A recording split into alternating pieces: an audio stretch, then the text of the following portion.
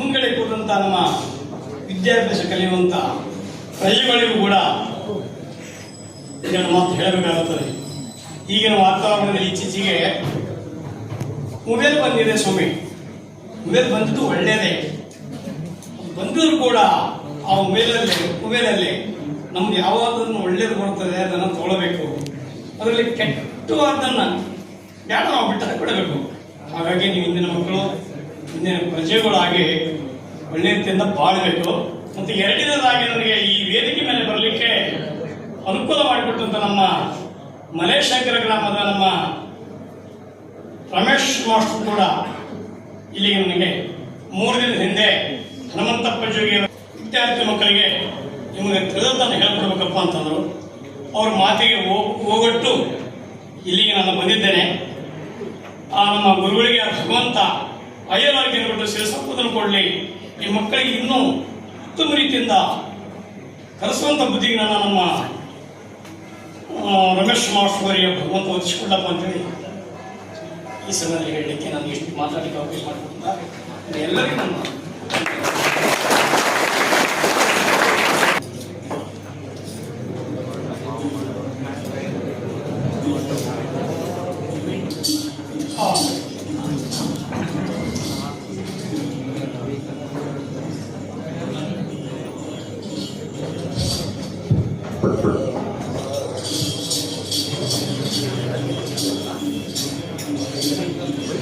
ಈಗ ಒಂದು ಜನಪದಗೀತೆ ಹಾಡುವ ಸಮಯ ತುಂಬ ಕಡಿಮೆ ಇದೆ. ಹಾಗಾಗಿ ಹಾಡನ್ನು ಹೇಳ್ತಿದ್ದೇವೆ. ಯಾವುದಪ್ಪ ಹಾಡಂದ್ರೆ, ದುಡ್ಡು ಕೊಟ್ಟರೆ ಬೇಕಾದ ಸಿಗ್ತಿ ಜಗದಲ್ಲಿ, ಆದರೆ ಹಡೆದಂತ ತಂದೆ ತಾಯಿ ಶಿವದಿಲ್ಲ ಅನ್ನುವಂಥ ಒಂದು ಹಾಡು. ಆ ಹಾಡು ಮುಂದೆ ಹೇಳ್ತೇವೆ. ದಯವಿಟ್ಟು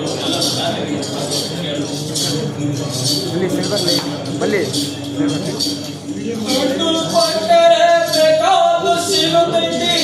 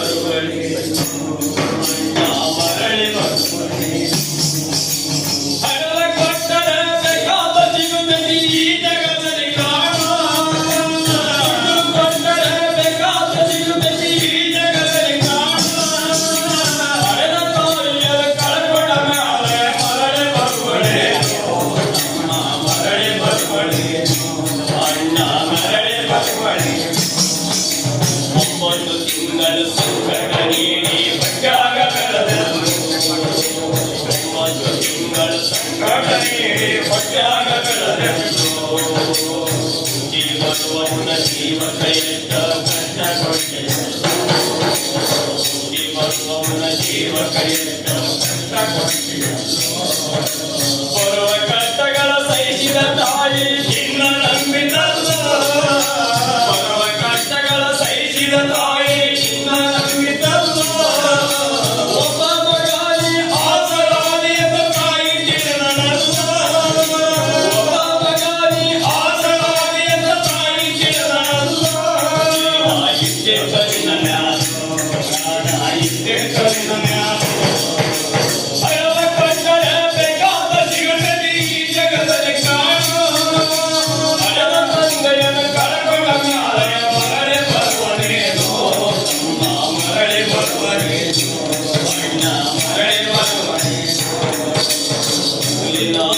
ಶಾಲೆ ಕಲಿಸಿದ ಜಾಣನಾಗದಂತ, ಕೂಲಿನಾದಿ ಮಾಡಿ ಶಾಲೆ ಕಲಿಸಿದರು ಜಾಣನಾಗದಂತ.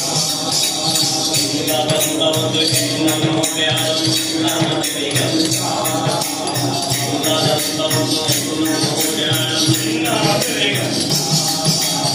ಒಂದು ಶೋಧ ಮಾಡಿ ಮದುವೆ ಮಾಡಿದರು ಒಳ್ಳೆ ಹಬ್ಬದಂತ. ಶೋಧ ಮಾಡಿ ಮದುವೆ ಮಾಡಿದರು ಒಳ್ಳೆ ಹಬ್ಬದಂತ. ಮಕ್ಕಳನ್ನು ಎತ್ತಿ ಆಡಿಸುವ ಚಿಂತೆ ಒಳಗಿಂತ, ಮಕ್ಕಳನ್ನು ಎತ್ತಿ ಆಡಿಸುವ ಚಿಂತೆ ಒಳಗಿಂತ. ಕೆಲಸ ಕಟ್ಟಗೊಂಡ ಕುಂಟೇಶ ಕೆಲಸ ಹಾಗೆ ಹೋಗಿದ್ದ.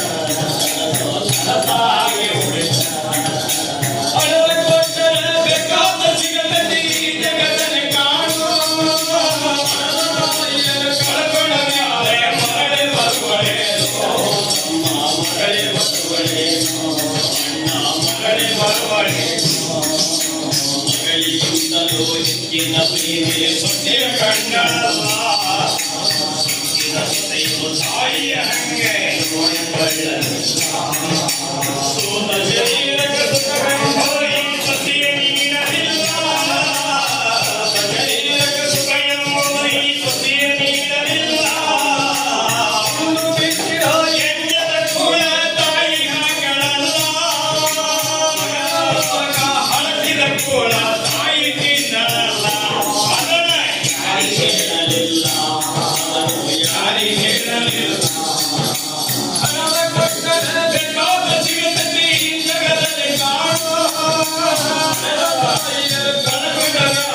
ಮರಳಿ ಬರುವಳೇನೋ ಮರಳಿ ಬರುವಳೇನೋ ಮರಳಿ ಬರುವಳೇನೋ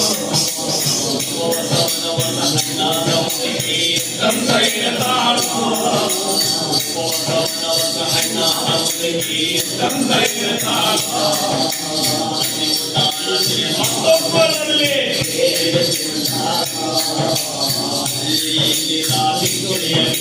ದಿನಗಳ ಕಳೆದಾಳು ಕಾಣಲಿಲ್ಲ ಕಿವಿಯ ಕೇಳಲಿಲ್ಲ ಇರುತ್ತಾಳ ಕಾಣಲಿಲ್ಲ ಕಿವಿಯ ಕೇಳಲಿಲ್ಲ ಇರುತ್ತಾಳ ನಮ್ಮ ಮಕ್ಕಳನ್ನು ಚೆನ್ನಾಗಿ ಇರುತ್ತಾಳಿ ದೇವರ ಬೇಡ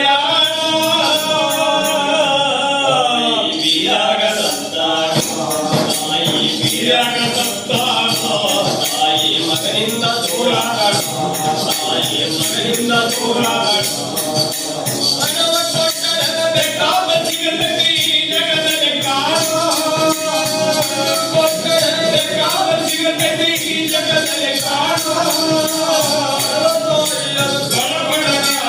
ಮರಳಿ ಬರುವಳೇನೋ ಮರಳಿ ಬರುವಳೇನೋ ಅಣ್ಣ ಮರಳಿ ಬರುವಳೇನೋ ಮರಳಿ ಬರುವಳೇನೋ ಅಣ್ಣ ಮರಳಿ ಬರುವಳೇನೋ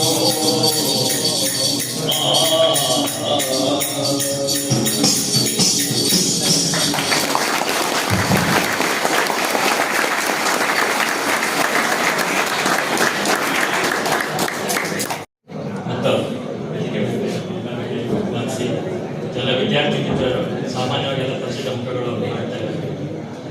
ಇವತ್ತಿನ ದಿವಸ ನನಗೆ ಬಹಳ ಖುಷಿ ಕೊಡ್ತಕ್ಕಂಥ ಸಂದರ್ಭ ಇದು. ಕಾಲೇಜು ಹಾಸ್ಟೆಲ್ ಪ್ರವೇಶ ಮಾಡ್ತಾ ಇದ್ದಾಗೆ ಎಷ್ಟು ಅಚ್ಚುಕಟ್ಟಾಗಿದೆ ನಿರ್ವಹಣೆ ಮಾಡಿದ್ದೀರಾ ಅನ್ನೋದು ಗೊತ್ತಾಯ್ತು. ಎಲ್ಲ ನಮಸ್ತೆ ಸರ್, ಗುಡ್ ಈವ್ನಿಂಗ್ ಸರ್ ಅಂತ ಗ್ರೀಟ್ ಮಾಡಿದ್ರು. ಬಹಳ ಖುಷಿಯಾಗಿರ್ತಕ್ಕಂಥ ಸಂದರ್ಭ. ಈ ಹಾಸ್ಟೆಲ್ನ ಚೆನ್ನಾಗಿ ಮೇಂಟೈನ್ ಮಾಡಿದರೆ ಇದಕ್ಕೋಸ್ಕರ ರಮೇಶ್ ಅವರನ್ನು ನಾವು ಈ ಸಂದರ್ಭದಲ್ಲಿ ಅಭಿನಂದಿಸಲೇಬೇಕು.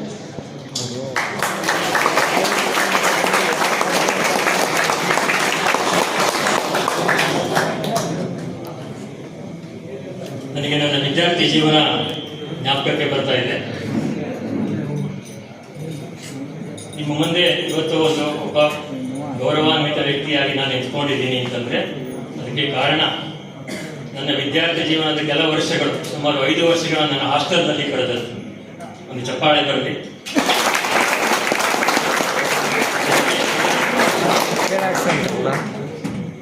ಇದು ಹಾಸ್ಟೆಲ್ ಅಂತಕ್ಕಂಥ ಪರಿಸರದ ಒಂದು ವ್ಯವಸ್ಥೆಯನ್ನು ತೋರಿಸ್ತದೆ.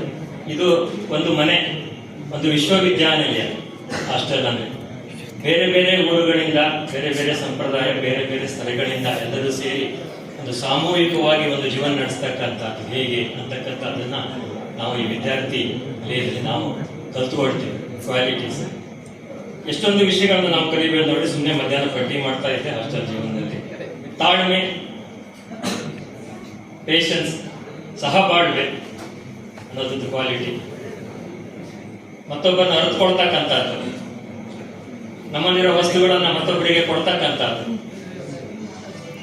ಆಹಾರವನ್ನು ಕೂಡ ಶೇರ್ ಮಾಡಿಕೊಂಡು ಸಹಭೋಜನವನ್ನು ನಡೆಸ್ತೀವಿ. ಇದಲ್ಲದೆ ನಿಮ್ಗೆ ಎಜುಕೇಶನ್ ಸಂಬಂಧಪಟ್ಟಿರ್ತಕ್ಕಂಥದ್ದು financial management, materials management, accounts management ಇತ್ಯಾದಿ ಇತ್ಯಾದಿ. ಎಲ್ಲಕ್ಕಿಂತ ಹೆಚ್ಚಿನದಾಗಿ ಈ ಹಾಸ್ಟೆಲ್ ಅಂತಕ್ಕಂಥ ವ್ಯವಸ್ಥೆ ನಾವೆಲ್ಲ ಒಂದು ಅಂತಕ್ಕಂಥ ಒಂದು ಮನೋಭಾವನೆಯನ್ನು ನಮಗೆ ಉಂಟು ಮಾಡ್ತದೆ. ಅವ ಯಾರು ಅವ ನಮ್ಮವ ಕೂಡ ಸಂಗಮ ದೇವರು, ಬಸವಣ್ಣನವರ ವಚನ ಇದು. ಅದರಂತೆ ನಾವೆಲ್ಲರೂ ಒಂದು ಅಂತಕ್ಕಂಥ ಭಾವನೆ ನಿಮ್ಮಲ್ಲಿ ಆಗಲಿ, ನಿಮ್ಮ ವಿದ್ಯಾರ್ಥಿ ಜೀವನ ಯಶಸ್ವಿ ಆಗಲಿ ಅಂತ ಕೇಳ್ತಾ ಮಕ್ಕಳಿಗೆ ಅವಕಾಶ ಮಾಡ್ತೀನಿ.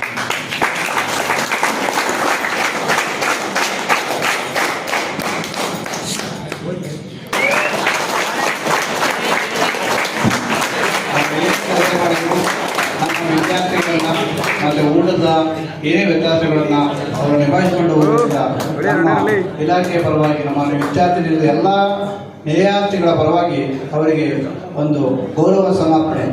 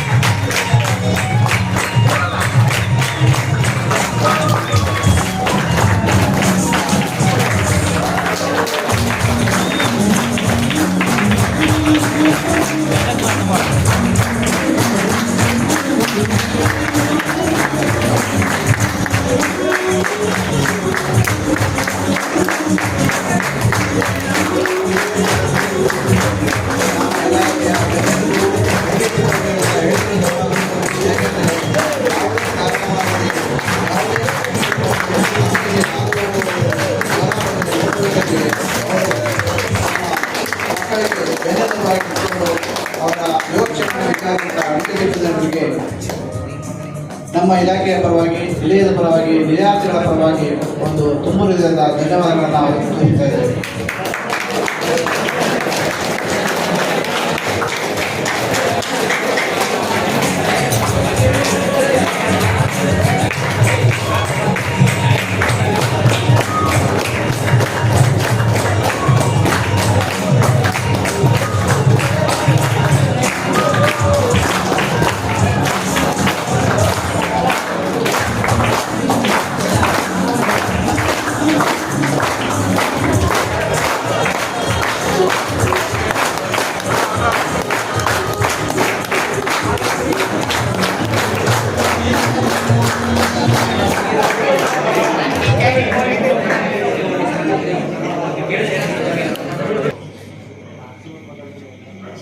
ಹದಿನೆಂಟು ವರ್ಷ ಆಗುತ್ತೆ.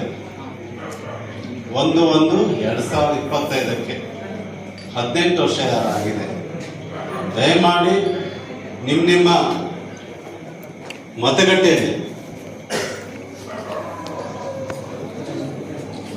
ಅಲ್ಲೂ ಹೋಗ್ಬಿಟ್ಟು ಅಲ್ಲೇ ಬೂತ್ ಲೆವೆಲ್ ಆಫೀಸರ್ಸ್ ಅಂತ ಟೀಚರ್ಸ್ ಇರ್ತಾರೆ, ಗೊತ್ತಿದೆ.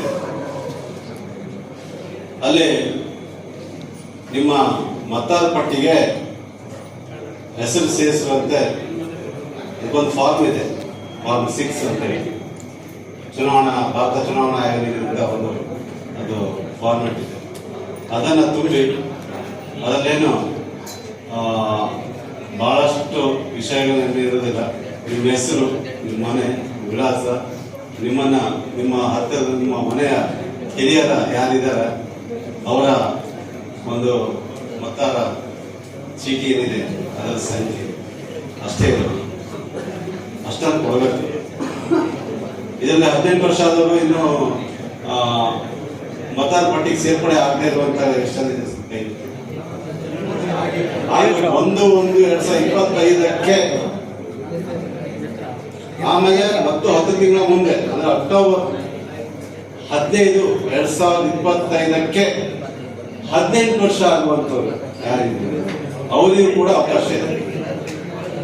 ಈ ಒಂದು ಅವಕಾಶವನ್ನ ಯಾರು ತಪ್ಪಿಸ್ಕೋಬಾರ್ದು ಅಂತೇಳಿ ಈ ಸಂದರ್ಭದಲ್ಲಿ ಅದು ವೋಟರ್ ಹೆಲ್ಪ್ಲೈನ್ ಆ್ಯಪ್ ಅಂತಿದೆ, ಅದನ್ನು ಕೂಡ ಮಾಡಬಹುದು, ತೊಂದರೆ ಇಲ್ಲ. ಈಗಾಗಲೇ ನಾವೆಲ್ಲ ಶಾಲಾ ಕಾಲೇಜುಗಳಲ್ಲಿ ವೋಟರ್ ಹೆಲ್ಪ್ಲೈನ್ ಆ್ಯಪ್ ಅನ್ನೋ ಬಗ್ಗೆ ತರಬೇತಿ ಕೂಡ ನಾವು ಈ ಕೊಡ್ಲಿಕ್ಕೆ ಸ್ಟಾರ್ಟ್ ಮಾಡ್ತಾ ಇದ್ದೇವೆ. ಅದ್ರ ಮೂಲಕ ನೀವು ಮಾಡಬಹುದು.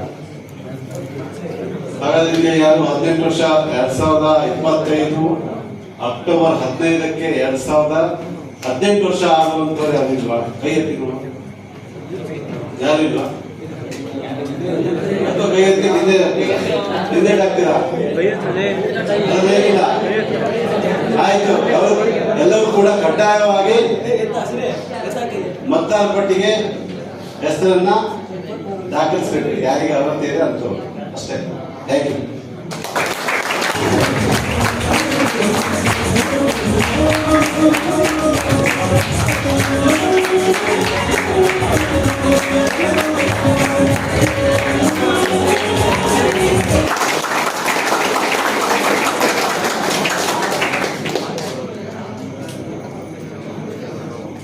ನನ್ನ ಹೆಸರು ಜೀವನ್ ಅಂತ. ನಾನು ಚನ್ನಗಿರಿ ತಾಲೂಕು ದಾವಣಗೆರೆಯಿಂದ ಬಂದಿರೋದು. ನಾನಿಲ್ಲಿ ಸ್ಟಾರ್ಟಿಂಗ್ ಬಂದಾಗ ನನಗೆ ಸೀಟ್ ಸಿಕ್ಕಿರಲಿಲ್ಲ ಆ್ಯಕ್ಚುಲಿ. ಆಮೇಲೆ ಹೆಂಗೋ ವಾರ್ಡನ್ ಅವರು ಒಂದು ವರ್ಷ ಸೀಟ್ ಇಲ್ಲ ಅಂದರೂ ನನಗೆ ಅನ್ನ ಹಾಕಿ ನನಗೆ ಇರೋದಕ್ಕೆ ಅವಕಾಶ ಮಾಡಿಕೊಟ್ಟಿದ್ರು.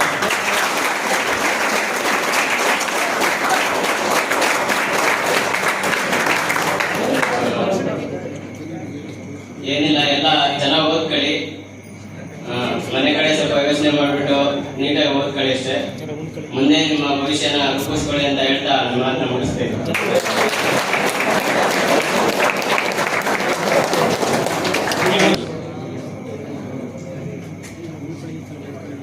ನನ್ನ ಹೆಸರು ಹೇಮಂತ್.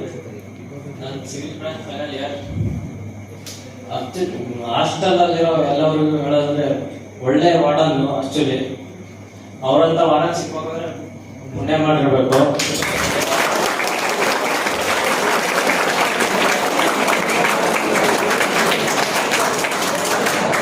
ನಾನು ಇಲ್ಲಿ ಬರೋಕ್ಕಿಂತ ಮುಂಚೆ ಹಾಸ್ಟೆಲ್ ಇದೇ ಹಾಸ್ಟೆಲ್ ದೇವಚಾರ ಸೌಧ ಹಾಸ್ಟೆಲ್ ಇದ್ದಿದ್ದು.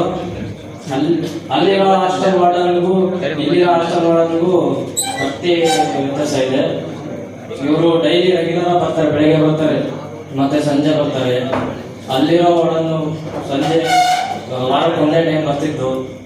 ಅಲ್ಲೆಲ್ಲ ಅದಕ್ಕೆಲ್ಲ ಹೋಲಿಸಿದ್ರೆ ಊಟ ಚೆನ್ನಾಗಿರುತ್ತೆ. ವಾರ್ಡನ್ನು ತುಂಬಾ ಒಳ್ಳೆಯದು.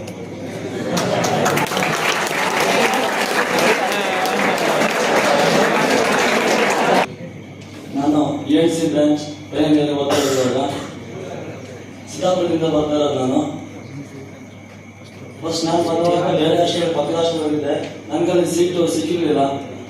ಅಲ್ಲಿಂದ ಈ ಕಡೆ ಬಂದವಾಗ 2 ದಿವಸಕ್ಕೆ ನನ್ನ ಸೀಟ್ ಕನ್ಫರ್ಮ್ ಆಗಿ ವಾರ್ಡನ್ ಸರ್ ಮಾಡಿಕೊಟ್ರು. ಅಲ್ಲಿಂದ ಇಲ್ಲಿ ತನಕ ಬಂದವಾಗ ಕೂಡ ನಾನು ನೋಡಿದ್ದು ವಾರ್ಡನ್ ಸರ್ ಅಲ್ಲಿ ಕೆಲವೊಂದು ವಿಚಾರ ಅಂತ ಅಂದ್ರೆ ಮಕ್ಕಳಿಗೆ ಬುದ್ಧಿ ಹೇಳ್ತಾರೆ. ಎಲ್ಲರನ್ನೂ ಕೂಡ ನಮ್ಮ ಮಕ್ಕಳ ತರ ನೋಡ್ಕೊಂತಾರೆ. ಇವಾಗ ಯಾರು ತಪ್ಪು ಮಾಡಿದ್ರು ಕೂಡ ಕೆಲವರಂದ್ರೆ ಏನ್ ಮಾಡ್ಬಿಡ್ತಾರೆ ಅಂದ್ರೆ ಅವ್ರಿಗೆ ತುಂಬಾ ಬೈಬಿಟ್ಟು ಇದು ಮಾಡ್ತಾರೆ. ಬಟ್ ಇವರು ಮಕ್ಕಳ ತರ ಬುದ್ಧಿ ಹೇಳ್ತಾರೆ. ಈ ಕೆಲವೊಂದು ಟೈಮ್ ಏನಾಗುತ್ತೆ ಅಂತಂದ್ರೆ ಎಲ್ಲರೂ ಕೂಡ ಒಳ್ಳೆ ಬುದ್ಧಿ ಹೇಳೋದಾಗಿರ್ತದೆ, ಅದನ್ನು ಮಾಡ್ತಾರೆ. ಅದಾದ್ಮೇಲೆ ಸ್ವಲ್ಪ ಹೊತ್ತಿಗೆ ಅವರೇ ಕಲ್ತ್ಬಿಟ್ಟು ಅವರಿಗೆ ಏನಾದ್ರು ನೋವಾದ್ರೆ ಅದ ಥರ ಮಾತಾಡ್ತಾರೆ. ಅವರನ್ನ ಕಂಡುಕೊಂಡಿದ್ದು ಅದೊಂದು. ಮತ್ತೆ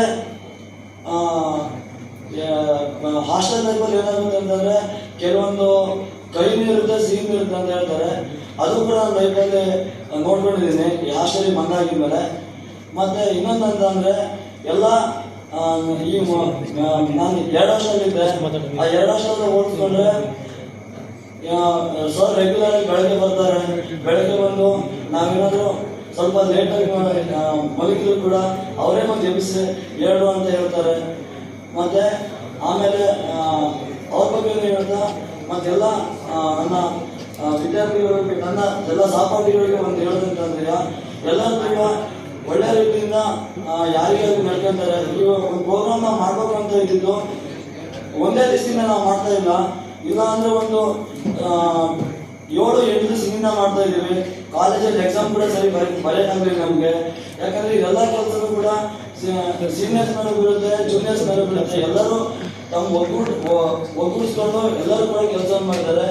ಮತ್ತು ಅಡುಗೆ ಬಗ್ಗೆ ಅಡುಗೆ ಸಿಬ್ಬಂದಿ ವರ್ಗದವ್ರಿಗೆ ನಾನು ಹೇಳೋದಂದ್ರೆ ಎಲ್ಲರೂ ಕೂಡ ಪ್ರತಿಯೊಬ್ಬರು ಕೂಡ ಮನೆಯಲ್ಲಿ ಹೆಂಗೆ ನಾವು ಇರ್ತೀವೋ ಅದೇ ಥರ ಎಲ್ಲರೂ ಕೂಡ ನಾವು ಅಷ್ಟು 6 ಜನ ಹಂಗೆ ನೋಡ್ತಿರ್ತಾರೆ. ಅವರಿಗೂ ಕೂಡ ತುಂಬ ಧನ್ಯವಾದಗಳನ್ನ ಹೇಳ್ತಾ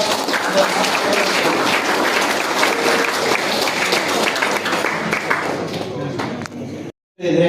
ಮಾನ್ಯ ಶಾಸಕರಲ್ಲಿ ಮನವಿ ಕೊಟ್ಟಿದ್ದೀವಿ, ಆದರೂ ತಮ್ಮ ಗಮನಕ್ಕೂ ತರ್ತಿದ್ದೀವಿ. ಅವರಲ್ಲಿ ನೀವು ಅರಿಕೆಯನ್ನು ಮಾಡಿಕೊಂಡ್ರೆ ನಮಗೆ ಬೇಗ ಅದೊಂದು ಆಗುತ್ತೆ ಅಂತ ಹೇಳಿ. ಯಾಕಂದರೆ ಸುತ್ತ ಕಾಂಪೌಂಡ್ ಇದೆ, ಬೇರೆ ಪಬ್ಲಿಕ್ ಬರೋದು, ಮತ್ತು ಉರಾಳಿ ದನಗಳು, ಎಮ್ಮೆಗಳು, ಮತ್ತು ಪಬ್ಲಿಕ್ ಕೆಲವೊಂದು ಜನಗಳು ಬಂದು ನಮ್ಮ ಹಾಸ್ಟೆಲ್ಗೆ ಕೆಲವೊಂದು ತೊಂದರೆ ಕೊಟ್ಟಾಗ ನಮ್ಮ ಮಕ್ಕಳಿಗೆ ತುಂಬ ತೊಂದರೆ ಆಗ್ತದೆ. ಯಾಕಂದರೆ ಅಂಥ ಅನಾಹುತಗಳು ಸಣ್ಣ ಪುಟ್ಟ ನಡೀತಾ ಇರ್ತವೆ, ಆದರೆ ಅದು ನಿಮ್ಮ ಗಮನದಲ್ಲಿರಲ್ಲ, ನಮ್ಮ ಗಮನಕ್ಕೆ ಬಂದಿರುತ್ತೆ.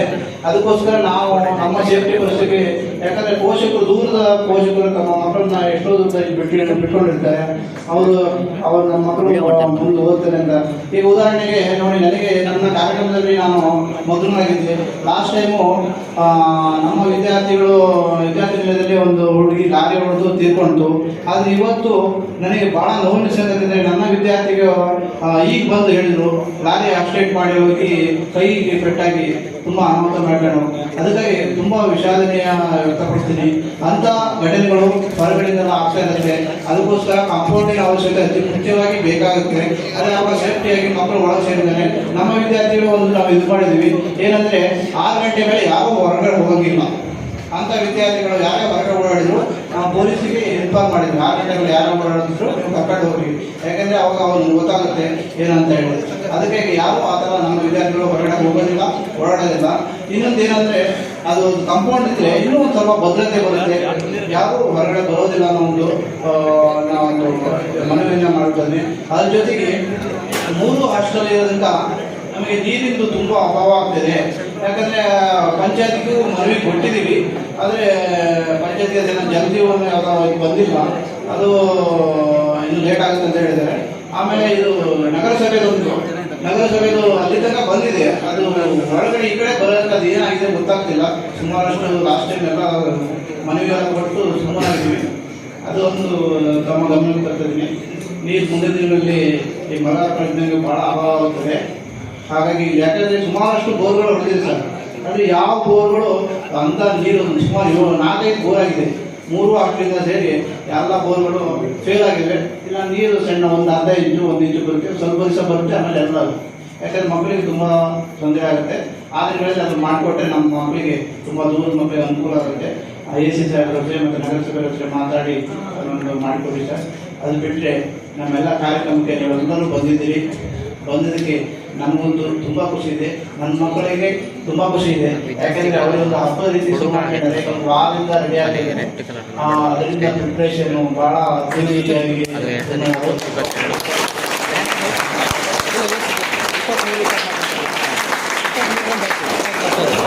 ಬ್ಯಾಚ್ ಆಯ್ತಾ ಬ್ಯಾಚ್ ಆಯ್ತಿರ್ಲಿ ಅಂತ ಸಾಹೇಬ್ರು ನನಗೆ ಲೇಟ್ ಆಗ್ತದೆ ನೀವು ಮಾಡ್ರಪ್ಪ ಅಂತೇಳಿ ಅಲ್ಲಿಂದ ಫೋನ್ ಮಾಡಿ ನಮ್ಮ ಸ್ನೇಹಿತರು ಹತ್ರ ಹೇಳಿ ಕಳಿಸಿದ್ರು. ನಿಜವಾಗ್ಲೂ ಖುಷಿ ಆಗ್ತದೆ. ಯಾಕಂದರೆ ನಾವು ಅಂಥ ಅಧಿಕಾರಿಗಳ ಕೈ ಕೆಳಗೆ ಕೆಲಸ ಮಾಡ್ತಿದ್ವಿ ಅನ್ನೋಂಥ ಹೆಮ್ಮೆ ಇದೆ. ಆ ಇಲಾಖೆಯಲ್ಲಿ ನಾನು ಕೆಲಸ ಮಾಡ್ತಿದ್ದೆ. ಯಾಕಂದರೆ ನಾನು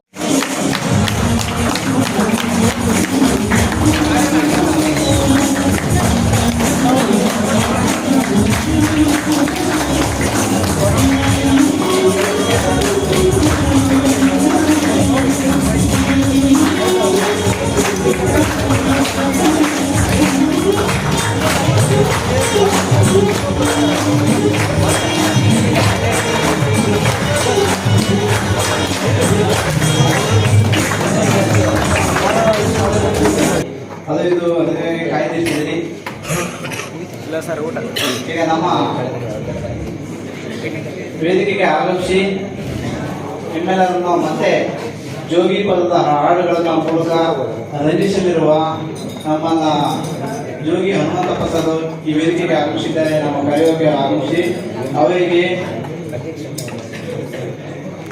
ಮತ್ತೆ ಈ ಸಭೆಯ ನಂತರ ಅವರ ಹಾಡುಗಳನ್ನು ರಚಿಸ್ತಾರೆ.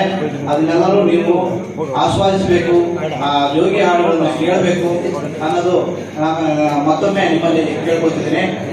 ಈ ಕಾರ್ಯಕ್ರಮದ ಅಂತಿಮ ಹಂತ. ಈ ಕಾರ್ಯಕ್ರಮಕ್ಕೆ ಆಗಮಿಸಿ ನಮ್ಮ ಮಕ್ಕಳಿಗೆ ಕೆಲವೊಂದು ಹಿತವಚನ ಹೇಳಿದಂತ ಈ ತಾಲೂಕಿನ ದಂಡಾಧಿಕಾರಿಗಳಂತ ಶ್ರೀಯುತ ಚಂದ್ರಶೇಖರ್ ನಾಯ್ಕ್, ತಹಶೀಲ್ದಾರ್ ಸಾಗರ, ಇವರಿಗೆ ನಮ್ಮ ಇಲಾಖೆ ಪರವಾಗಿ ಹಾಗೂ ನಮ್ಮ ವಿದ್ಯಾರ್ಥಿಗಳ ಪರವಾಗಿ ತುಂಬು ಹೃದಯದ ವಂದನೆಗಳನ್ನ ಸಲ್ಲಿಸ್ತಾ ಇದ್ದೇವೆ.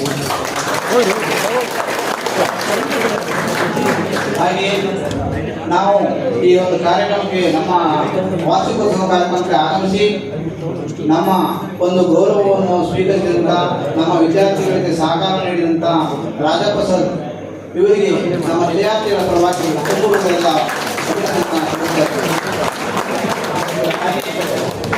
ಈ ಒಂದು ಕಾರ್ಯಕ್ರಮಕ್ಕೆ ಆಗಮಿಸಿ ನಮ್ಮ ಮಕ್ಕಳನ್ನು ಲಭಿಸುವಂತಹ ಜೋಗಿ ಹನುಮಂತಪ್ಪ ಕನ್ಸಲ್ಟಿಂಗ್ ಇವರಿಗೂ ಕೂಡ ಬೋಧನೆಗಳನ್ನು ಸಲ್ಲಿಸ್ತಾ ಇದ್ದೀನಿ. ಹಾಗೆ ಈ ಒಂದು ಕಾರ್ಯಕ್ರಮಕ್ಕೆ ಆಗಮಿಸಿ ಶ್ರೀಯುತ ಪ್ರಕಾಶ್ ಸರ್, ಸಂಜೀವ್ ಕುಮಾರ್ ಪಾಲಿಟೆಕ್ನಿಕ್ ಪ್ರಾಚಾರ್ಯರು, ಇವರು ಕೂಡ ಆಗಮಿಸಿ ನಮ್ಮ ಕಾರ್ಯಕ್ರಮ ಯಶಸ್ವಿಗೊಳಿಸಿದ್ದಾರೆ. ಅವರಿಗೂ ಕೂಡ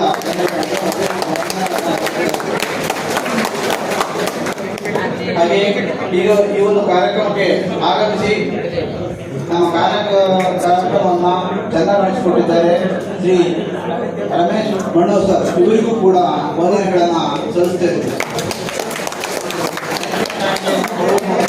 ಅವರಿಗೆ ವಂದನೆಗಳನ್ನು ಸಲ್ಲಿಸ್ತಾ ಇದ್ದೇವೆ.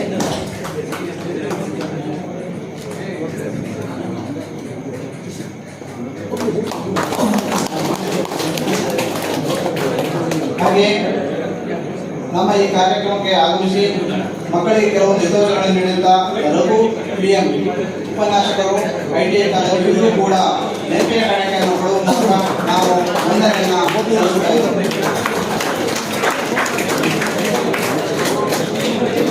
ಹಾಗೆ ಈ ಒಂದು ಕಾರ್ಯಕ್ರಮಕ್ಕೆ ಆಗಮಿಸಿ ನಮ್ಮ ವೇದಿಕೆಯಲ್ಲಿ ಆಸೀನರಾಗಿರುವಂತಹ ವೀಣಾ ಭಾಸ್ಕರ್ ಮೇಡಮ್, ಇವರಿಗೂ ಕೂಡ ನಾವು ಇಲಾಖೆ ಪರವಾಗಿ ಮತ್ತು ಹಾಗೂ ವಿದ್ಯಾರ್ಥಿಗಳ ಪರವಾಗಿ ಹೃತ್ಪೂರ್ವಕವಾದ ವಂದನೆಗಳನ್ನು ಸಲ್ಲಿಸ್ತಾ ಇದ್ದೀನಿ. ನೆನಪಿನ ಕಾಣಿಕೆಗಳನ್ನು ಸ್ವೀಕರಿಸಿದ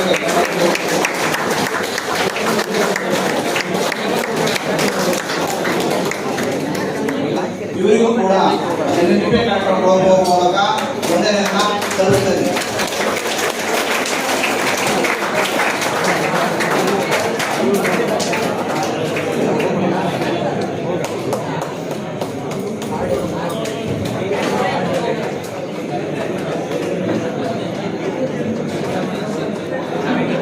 ಹಾಗೆ ನಮ್ಮ ಒಂದು ಕಾರ್ಯಕ್ರಮಕ್ಕೆ ಬಂದು ಮಕ್ಕಳಿಗೆ ರಮೇಶ್ PK ಸರ್, ಇವರಿಗೂ ಕೂಡ ನಾವು ಒಂದು ನೆನಪಿನ ಕಾರ್ಯಕ್ರಮ ನೀಡುವ ಮೂಲಕ ವಂದನೆಯನ್ನು ಸಲ್ಲಿಸುತ್ತೇವೆ.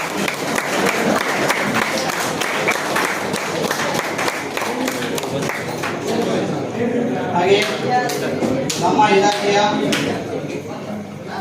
ಸಾಗರ ಟೌನ್ ವಿದ್ಯಾರ್ಥಿ ಮೆಟ್ರಿಕ್ ಪೂರ್ವ ವಿದ್ಯಾರ್ಥಿ ನಿಲಯ, ಮೆಟ್ರಿಕ್ ಪೂರ್ವ ಬಾಲಕ ವಿದ್ಯಾರ್ಥಿ ನಿಲಯ ಸಾಗರ ಟೌನ್ ಇಲ್ಲಿಯ ನಿಲಯ ಮಹೇಶ್ ಅವರು ಕೂಡ ಆಗಮಿಸಿದ್ದಾರೆ. ಅವರಿಗೂ ಕೂಡ ವಿದ್ಯಾರ್ಥಿಗಳ ಪರವಾಗಿ ನಮ್ಮ ಇಲಾಖೆಯ ಪರವಾಗಿ ತುಂಬು ಹೃದಯದ ವಂದನೆಗಳನ್ನು ಸಲ್ಲಿಸುತ್ತಾರೆ.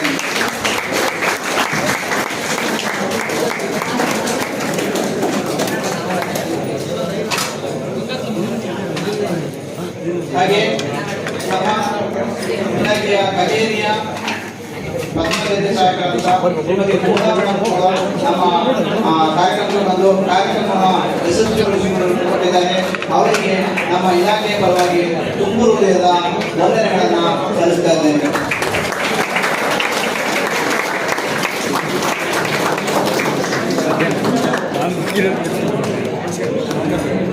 ಹಾಗೆ ಪ್ರತ್ಯಕ್ಷವಾಗಿ ಪರೋಕ್ಷವಾಗಿ ಕಾರ್ಯಕ್ರಮ ಯಶಸ್ವಿಯಾದ ಕಾರಣ ನಿಮಗೂ ಕೂಡ ಮತ್ತೆ ನಮ್ಮ ಇಲಾಖೆಯ ಸಿಬ್ಬಂದಿ ವರ್ಗದವರು ಕೂಡ ವೇದಿಕೆ ಮೇಲೆ ಎಲ್ಲರಿಗೂ ಕೂಡ ಮತ್ತೊಮ್ಮೆ ವೇದಿಕೆ ನಮ್ಮ ನಿರೂಪಣೆ ಮಾಡಿದ ಹರ್ಷ ಮತ್ತೆ ಸಂಜಯ್ ಮತ್ತೆ ಚಂದು ಮತ್ತೆ ಉಳಿದ ಎಲ್ಲ ವಿದ್ಯಾರ್ಥಿಗಳಿಗೂ ವಂದನೆಗಳನ್ನು ಪ್ರತ್ಯೇಕವಾಗಿ.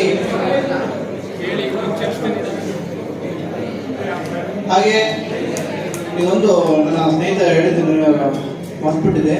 ಈಗ ಕಲಾವಿದರಾದಂಥ ಮತ್ತೆ ಅಣ್ಣ ಹೆಸರು ಉದಯ್ ಮತ್ತು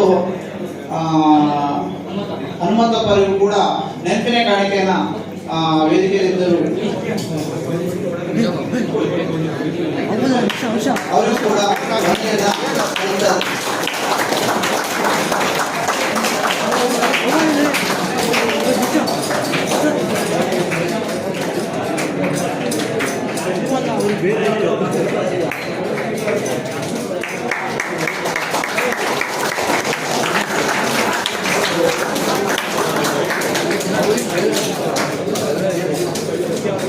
ಹಾಗೂ ಸುಮಾರು 4-5 ದಿನಗಳಿಂದ ಸೇನೆಯ ದಂಡನಾಯಕರಾಗಿ ನಿಂತ್ಕೊಂಡು ಕೆಲವೊಂದು ವಿದ್ಯಾರ್ಥಿಗಳು ಹೆಸರು ಎಲ್ಲರೂ ನೆನಪಿಗೆ ಬರ್ತಿಲ್ಲ. ಎಲ್ಲರೂ ಸಹಕಾರ ಮಾಡಿದ್ರಿ, ಮತ್ತೆ ಹಿಂದ್ಗಡೆ ನಿಂತ್ಕೊಂಡು ಕೆಲವರು ಸಹಕಾರ ಮಾಡಿದ್ರಿ. ಎಲ್ಲರಿಗೂ ನಿಮ್ಮ ಈಗ ಕಾರ್ಯಕ್ರಮ ಮುಗಿದಂತ ಈಗ ಜೋಗಿ ಪದವನ್ನು ಆಡ್ತಾರೆ, ಅದರಿಂದ ಕೇಳಿ ಆಮೇಲೆ ನಿಮ್ಮ ಮನೋರಂಜನೆ ಕಾರ್ಯಕ್ರಮ ಇರುತ್ತೆ. ಈಗ ಎಲ್ಲರಿಗೂ ವಂದಿಸ್ತಾ ಈ ಕಾರ್ಯಕ್ರಮಕ್ಕೆ ಮುಕ್ತಾಯವನ್ನು ಮಾಡ್ತಿದ್ದೀವಿ. ವೇದಿಕೆ ಮೇಲೆ ಆಶಿದ್ದರೆ ನಮ್ಮ ಔತಣ ಕೂಟವನ್ನು ಸ್ವೀಕಾರ ಮಾಡಿಕೊಂಡು ಹೋಗಬೇಕಾಗಿ ಕೇಳಿಕೊಳ್ಳುತ್ತೇನೆ.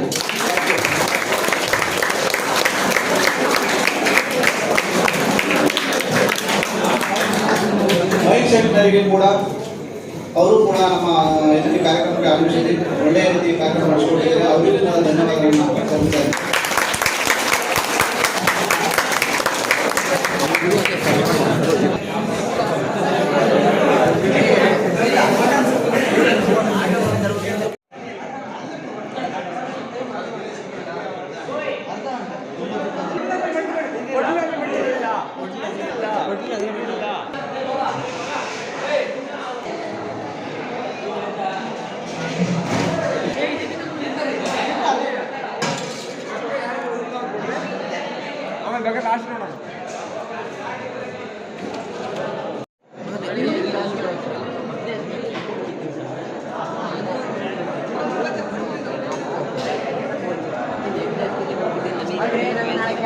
ಎಲ್ಲಿಡ್ಕ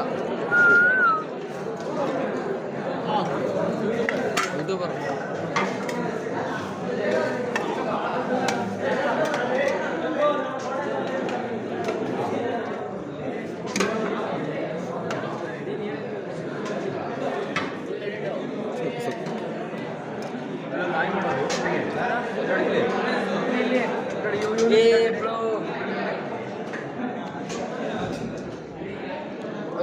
ಗೈಸ್ ಫಂಕ್ಷನ್ ಎಲ್ಲ ಅದ್ದೂರಿ ಆಗಿದೆ, ಊಟನೂ ಮಾಡಿದ್ದೀವಿ. ಏನಂದ್ರೆ ಕುಣಿಯದೆ ಫುಲ್ಲು DJ ಇದೆ, ಕುಣಿತೀವಿ ನೋಡಿ, ಚಿಲ್ ಮಾಡ್ತೀವಿ.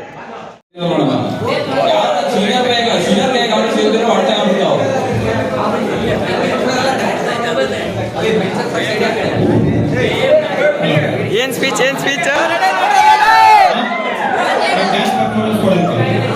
ಸಾಂಗ್ ಹೇಳ್ತಿದ್ದೆ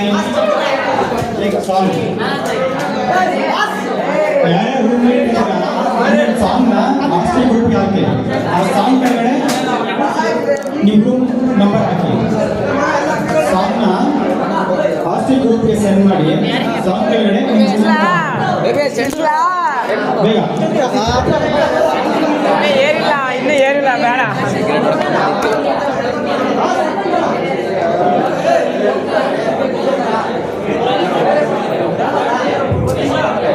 ಒಂದೇ ರೂಮ್ ರೆಡಿ ಇದ್ದೀರಾ? ಫಸ್ಟ್ನೇ ರೂಮ್ ಒಂದೇ ರೂಮ್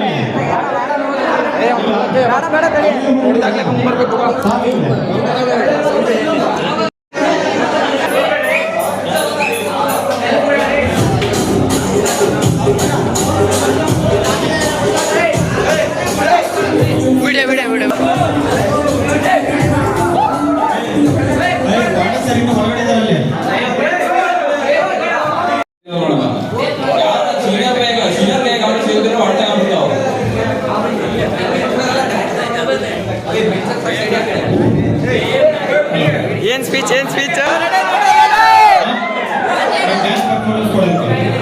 ಸಾಂಗ್ ಹೇಳ್ತಿದ್ದೆ